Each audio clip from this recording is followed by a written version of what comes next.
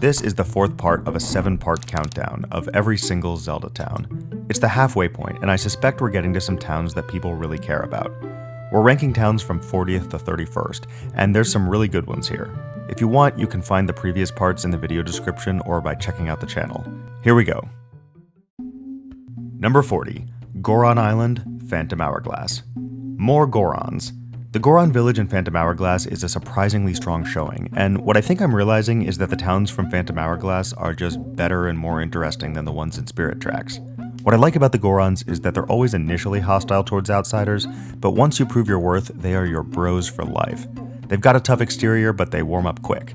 Sometimes you prove your worth to the Gorons by sumo wrestling, other times by cleaning out their dungeons, and one time by delivering bomb flowers. But this time, the Goron leader is like, "Let's play Who Wants to Be a Goron." Here we go.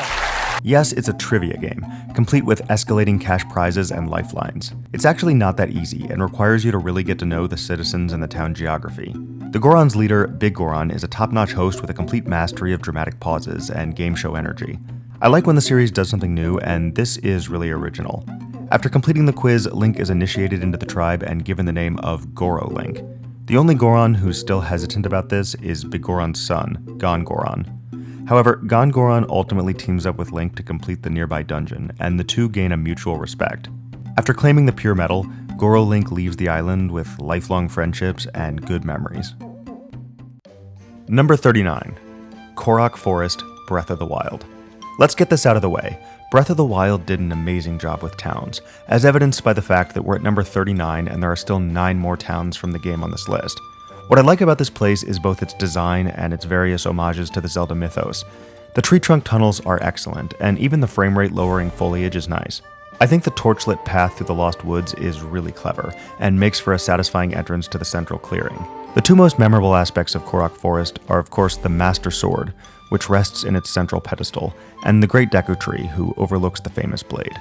The Deku Tree and his Korok acolytes are arranged similarly to Wind Waker's Forest Haven, and the Master Sword's resting place is modeled after its original home in Link to the Past, right down to the flowers. So, why did I name Korok Forest the worst town in Breath of the Wild?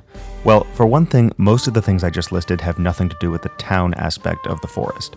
For another, and this will be a recurring theme with Breath of the Wild towns, there's a certain lack of heart, or intrigue, or personal connection to the residents. Except for the obnoxious Broccoli Korok who upgrades your inventory, and the Great Deku Tree himself, I can't name any NPCs from the forest. I find myself returning here only to upgrade my inventory, or attempt the Trial of the Sword. Technically excellent, sure, but for my money it's missing both the emotional core and the fun factor that defines so many towns left on this countdown. Number 38, Anuki Village, Spirit Tracks. The return of the Anuki. I'm very sad to announce that this is the last town on the list with a snow theme. You know a Zelda race has hit the big time when they get their own theme song, and the tinkly soundscape here is the perfect complement to the snowy woods. This time around, the Anuki are less racist, but just as obsessed with logic puzzles. Due to a recent rise in monster attacks, this tiny band of Anuki are determined to form a neighborhood watch by pairing up with one another. However, being endearingly petty and dysfunctional, the Anuki are extremely picky about who they're willing to team up with. One refuses to pair up with anyone sporting bigger antlers, while another can't stand Anuki who wear yellow. It's all very silly, but it makes for a good puzzle, and through some careful note-taking, Link can discover the one harmonious set of pairings. The whole town gives me flashbacks to the logical journey of the Zoombinis. Did anyone else play that game? I love a logic puzzle, I love the Anuki, and for those reasons, this is my favorite town from Spirit Tracks. Number 37, Zora Village, Oracle of Ages. We've reached the halfway point. I can't hear this chiptune track without thinking of 90s ringtones. This is the only time that friendly Zora have ever appeared in a 2D Zelda, and as such, this is the only two-dimensional Zora town. Weirdly, it's also the only time the aquatic Zora have ever been seen living underwater. I think it's arguably the best-looking town from the Game Boy era. I like the wavy screen ripples, I like the underwater houses, and I like the way the game represents areas above and below the water. The story here is also pretty good. There's poisonous waters, a drifting library, and a succession crisis. Link's stated purpose here is to enter Jabu Jabu's belly, but unfortunately both Jabu Jabu and the Zora royal line were snuffed out of existence a few hundred years ago by a massive ocean contamination. Don't pollute, kids. Jabu Jabu might not be the best mascot for Save Our Seas though, because he is pretty annoying, or at least his innards are. I have thoughts about water-level puzzles in 2D Zelda games, but that's for another video. Link can save the Zora King in the past by delivering a magic potion, which in turn helps King Zora save Jabu Jabu. It's a neat chain of events, and a good town overall, but mostly it was just nice to see the Zora show up in a handheld game. Number 36. Karakara Bazaar, Breath of the Wild. After Korok Forest, this is probably the smallest town in Breath of the Wild. That's not a bad thing though, because even the small towns in the game got a lot of love. What I like about Karakara Bazaar is that it's both a crossroads and a cross-section of people groups. Most Zelda towns are pretty homogeneous in terms of race. You know, a town of all Gorons or Koroks or Minish or something. But Gorons, Rito, Gerudo, and Hylians can all be spotted gathering around the waterhole here. It's a town of merchants, and a pit stop if you approach Gerudo Town via the regular desert route, where you can cool off and prepare to continue your journey. There's a recovered memory here, where Link dramatically saves Zelda from assassination by the Yiga clan. It's implied that this was the impetus for Zelda's change of attitude towards Link, as the two are much friendlier in later memories. The memories are all really awesome, although this one really makes Karakara Bazaar seem like a wretched hive of scum and villainy. The most notable part of the bazaar is Link's quest to enter the all-female Gerudo Town. To do so, he enlists the help of a cross-dressing Hylian called Villia, who sells Link the perfect piece to both accentuate his slender figure and disguise himself as a woman. It's a fun twist and a fun chapter of the game. After the quick outfit change, it's off to the races.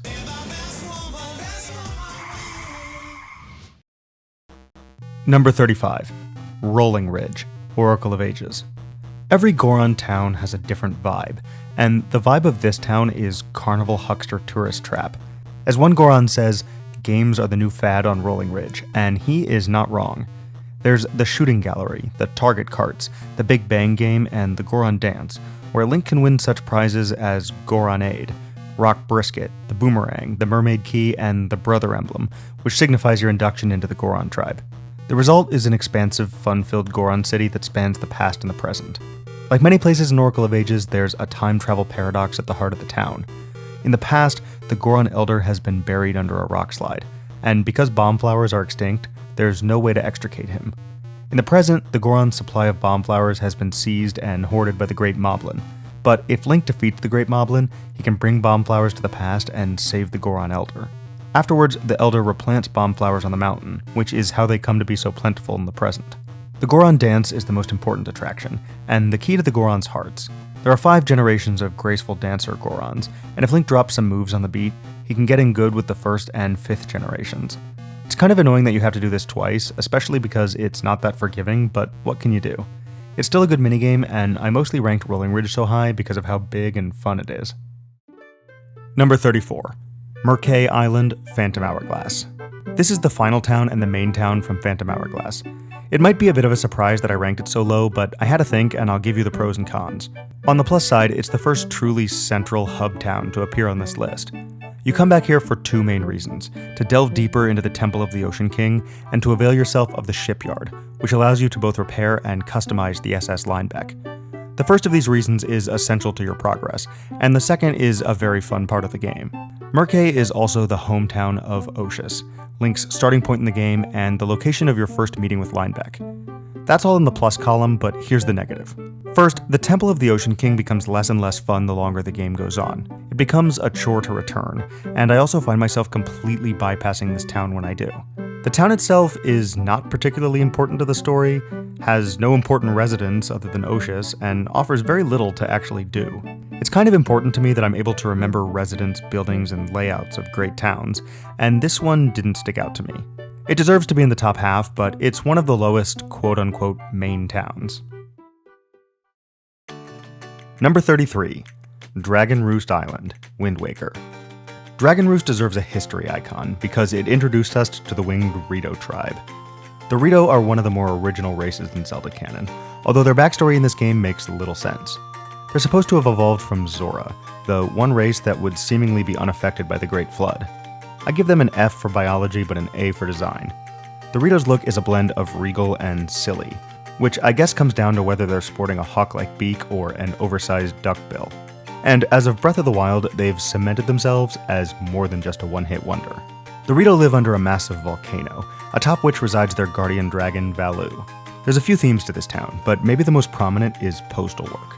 The first Rito you meet is the postman, and you can pick up an odd job in Dragon Roost sorting mail into boxes. Postal work is actually a surprisingly integral pillar of the Zelda mythos, so a town that is basically the FedEx headquarters of the Great Sea is instantly in my good books. I also like the idea of a tribe dispatching winged messengers across the sea from under a dragon's mountain. It's just a very fun and unique bit of fantasy storytelling. I can't move on without talking about one of my all-time favorite Zelda characters, Medli. Medli is the attendant of Valu, and later revealed to be the Sage of Earth, which, by the way, has never made any sense to me. Like, a tiny tree is the Sage of Wind, and Medli, who can fly, is the Sage of Earth. Whatever, dudes. Anyway, Medli is a big part of Dragon Roost. Initially, she's shy and lacks confidence, but sets out to calm an angry dragon anyway. She and Link inspire the young Prince Kamali to be brave, and later she teams up with Link to conquer the creepy Earth Temple, where you can take control of her to solve light-based reflection puzzles. Medli, Kamali, Valu, and the Postman are all great characters from Dragon Roost, although they're not necessarily a reflection on the town, especially since most of their best moments happen off the island. The town itself is admittedly pretty small and plain, but still, it's not easily forgotten. Oh, and one more thing. Not to bury the lead here, but this is probably the best town soundtrack in all the land. Obvious pick for the 5th Music Award. Listen, did I rank this place so highly because of this song? No comment. Am I aware that it doesn't actually play in the main area? You know what, you can at me in the comments, but we all love this track and it puts these winged weirdos a little closer to our hearts. Number 32. Loreland Village, Breath of the Wild. Let me tell you about my experience with Loreland Village. When I first played Breath of the Wild, I didn't look anything up, and through sheer coincidence, I probably got 90 to 100 shrines deep into the game before I ever discovered this village. It just happened to be one of the last sections of map I explored, which does raise an interesting topic. Technically, every single town in Breath of the Wild is missable. Admittedly, you'll explore most of them if you follow the game's story, but this one is completely outside the main quest. Now, just about every town in Breath of the Wild has a matching equipment set. You know, there's Sheikah weapons from Kakariko, a wooden set from Korok Forest, and silvery Zora gear from Zoros Domain. I spent a huge percentage of Breath of the Wild using this fish shield, purely because I thought it was cool. So imagine my delight when, in the 11th hour, I discovered not only an entire town I had missed, but the hometown of the fish shield. Little did I know, I spent half the game repping a town I didn't know existed. Despite being completely optional, Loreland is pretty cool. The architecture makes the village look like it was constructed from things that washed ashore. There's ship-shaped houses and rickety piers and tropical cabanas built around palm trees. It's another fishing village, and the weapons that match the fish shield are a boat oar and a harpoon.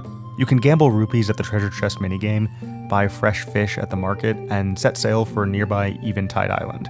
While there's not a strong personal connection, the design is great, and there's a deep attention to detail. For an optional detour, it's a very solid showing.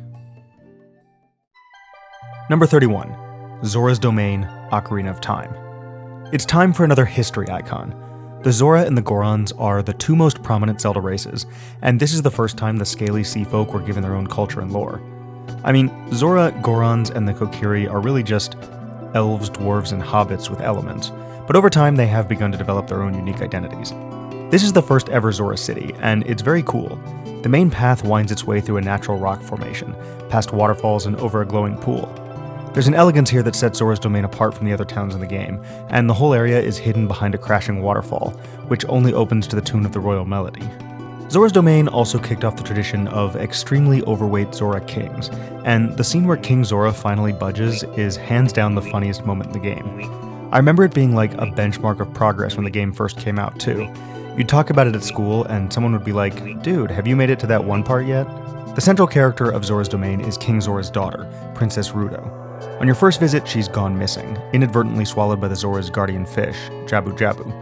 If Link finds her message in a bottle and presents it to King Zora, he will perform the aforementioned scoot and provide access to Jabu Jabu's belly, where Link teams up with the headstrong princess to recover her lost sapphire. A very cool aspect of Ocarina of Time is that we get to see most of the towns undergo 7 years of hardship and change. When you return to Zora's Domain, it's completely frozen over and Jabu Jabu is MIA. The only residents Link can save are the shopkeeper and King Zora, who gifts the Zora tunic. Princess Ruto is 7 years older, and after meeting Link in the Water Temple, awakens as the Sage of Water. Weirdly, of all the troubled locales in Ocarina of Time, this is the one that never returns to normal in-game. I guess they ran out of time to code that part, but Princess Ruto says it'll thaw eventually, so that's the end of that. That's a wrap for part 4. Thanks a ton for watching. It's been really cool to read comments on these videos, and just knowing that people are having fun watching definitely provides motivation to work on projects like this one. On that note, if you want to support this channel, you can comment below, like and subscribe, or share this with a friend. I should have the next part out in 2 weeks, where we'll break down the top 30 towns. I think we're getting to the part of the list that might really divide opinions, so that should be fun. Thanks again for watching, and see you in the next one.